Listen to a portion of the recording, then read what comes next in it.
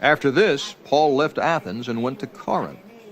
There he met a Jew named Aquila, a native of Pontus, who had recently come from Italy with his wife Priscilla because Claudius had ordered all the Jews to leave Rome. Paul went to see them, and because he was a tent maker, as they were, he stayed and worked with them. Every Sabbath he reasoned in the synagogue, trying to persuade Jews and Greeks.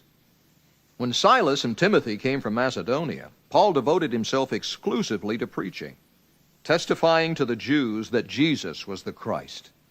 But when the Jews opposed Paul and became abusive, he shook out his clothes in protest and said to them, "Your blood be on your own heads. I am clear of my responsibility.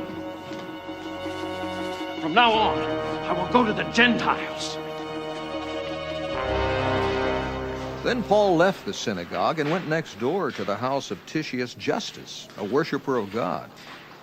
Crispus, the synagogue ruler, and his entire household believed in the Lord, and many of the Corinthians who heard him believed and were baptized.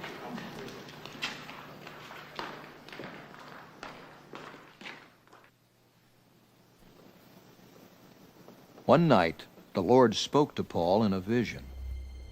Do not be afraid. Keep on speaking.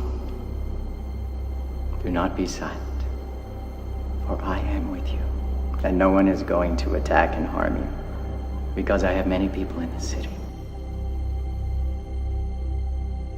So Paul stayed for a year and a half, teaching them the Word of God.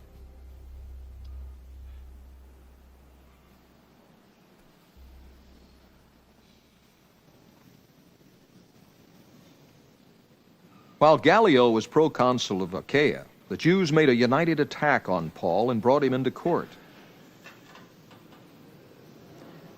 This man, They charged, is persuading the people to worship God in ways contrary to the law. just as Paul was about to speak, Gallio said to the Jews, If you Jews were making a complaint about some misdemeanor or serious crime, it would be reasonable for me to listen to you. But since it involves questions about words and names and your own law, settle the matter yourselves.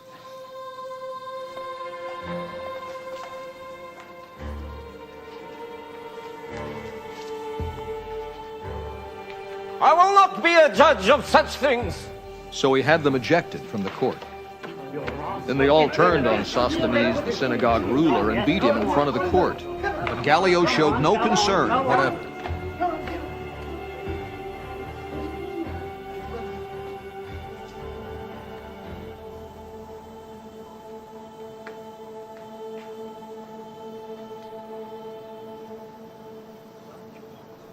Paul stayed on in Corinth for some time. Then he left the brothers and sailed for Syria, accompanied by Priscilla and Aquila. Before he sailed, he had his hair cut off at Cenchreae because of a vow he had taken. They arrived at Ephesus, where Paul left Priscilla and Aquila. He himself went into the synagogue and reasoned with the Jews. When they asked him to spend more time with them, he declined. But as he left, he promised, I will come back, if it is God's will. Then he set sail from Ephesus. When he landed at Caesarea, he went up and greeted the church and then went down to Antioch. After spending some time in Antioch, Paul set out from there and traveled from place to place throughout the region of Galatia and Phrygia, strengthening all the disciples.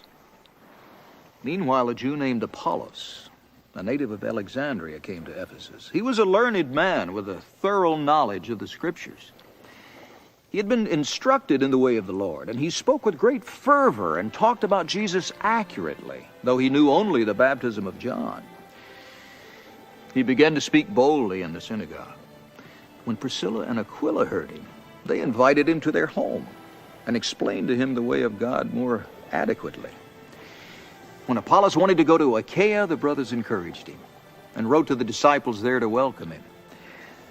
On arriving, he was a great help to those who by grace had believed, for he vigorously refuted the Jews in public debate, proving from the Scriptures that Jesus was the Christ,